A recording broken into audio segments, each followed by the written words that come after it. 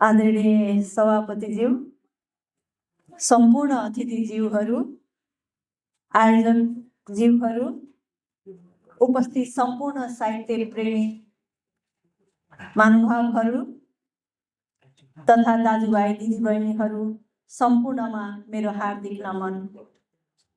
आज आदिकवि भानुभक्त जयन्तीको शुभ अवसरमा मैले उहाँको स्मृतिमा सम्झिँदै एउटा कविता लेखेर मौलिक कविता लेखेर ल्याएको छु। कविता हजुरहरूमाझ प्रस्तुत गर्ने अनुमति चाहन्छु। मेरो कविताको शीर्षक छ भानु तिम्रो अक्षर अझै उज्यालो छ। भानु तिम्रो अक्षर अझै उज्यालो छ, आज फेरि असारको घामसँगै अक्षरको एउटा बिहानी उदाएको छ। नेपाली भाषाको आकाशभरि तिम्रो नामको सूर्य मुस्कुराएको छ। आदिकवि भानु तिम्रो जयन्तीमा हाम्रो श्रद्धाका फुल होइनन्, कृतज्ञताका शब्द चढाउन आएका छौँ।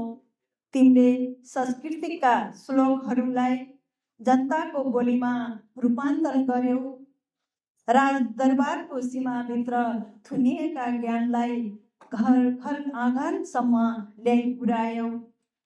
तिमीले लेखेका रामायण केवल धर्मग्रन्थको अनुवाद थिएन, त्यो त नेपाली आत्माको पहिलो उज्यालो स्वर थियो। तिम्रो राम मर्यादाको प्रतीक बने, सीता धैर्यको दीप बनी, लक्ष्मण समर्पणको नाम बने, हनुमान विश्वासको बल बने। तिमीले पात्र मात्र लेखेनौ, मानव जीवनका मूल्यहरू अक्षर अक्षरमा रोपिदियौ। तर भानु समय धेरै फेरिएको छ। आज पनि रामायण पढिन्छ, तर रामको मर्यादा बिर्सिन्छ। सीताको सम्मानको कुरा गरिन्छ, तर उनको पीडा बुझिँदैन। हनुमानको शक्ति खोजिन्छ, तर निष्ठा हराउँदै गएको छ। आजको रामायण 10 टाउको लिएर आउँदैनन्, उसको मिठो बोली बोल्छ, विश्वास जित्छ अनि सम्बन्धको लङ्का भित्रै जलाइदिन्छ। आजको युद्ध धनुष बाणले होइन, शब्दले लडिन्छ।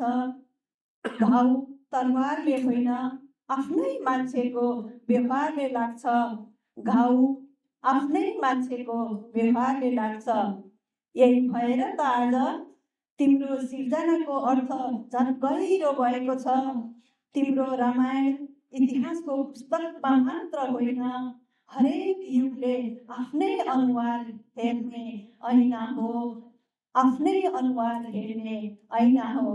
भानु तिमीले दिएको नेपाली भाषा हाम्रो पहिचान बनोस्, तिमीले देखाएको आदर्श हाम्रो आचरण बनोस्। अक्षर केवल पढ्ने होइन, बाँच्ने संस्कार बनोस्। आज तिम्रो जयन्तीमा हामी पढाइ गर्छौँ,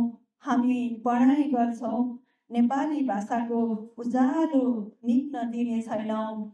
मानवता भन्दा ठुलो धर्म मान्ने छैनौँ र तिम्रा सिर्जनाले देखाएको बाटो आगामी पुस्तासम्म पुर्याइरहनेछौँ। आदिकवि तिम्रो शरीरले धेरै अघि बिदा भयो, तर तिम्रो कलम अझै बोलिरहेको छ।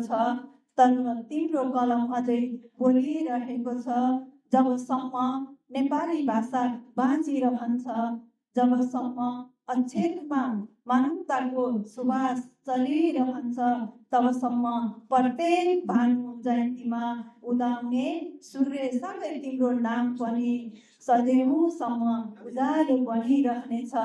उज्यालो बनिरहनेछ, उज्यालो बनिरहनेछ। धन्यवाद।